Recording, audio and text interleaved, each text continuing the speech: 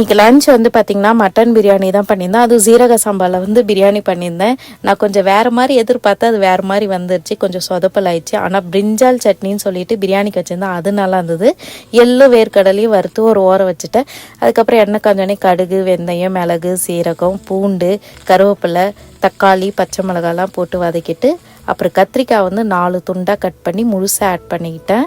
அது கொஞ்சம் colour change ஆனோடனே மிளகாத்தூள், மல்லித்தூள், புளி தண்ணி எல்லாம் போட்டு ஒரு 10 நிமிஷம் கொதி விட்டோடனே அந்த 4 பீஸாக போட்டோம் பார்த்திங்களா முழு கத்திரிக்காவை, அது அப்படியே 4 துண்டாக போயிடுச்சு. முழுசாக இருந்ததெல்லாம் காணாமல் போயிடுச்சு. அதுக்கப்புறம் அரைச்சி வச்சுருந்தா எள்ளும் வேர்க்கடலையும் சேர்த்து ஒரு 5 நிமிஷம் கொதி விட்டோடனே எண்ணெய் பிரிஞ்சு வரும்னாங்க. எண்ணெய் பிரியல.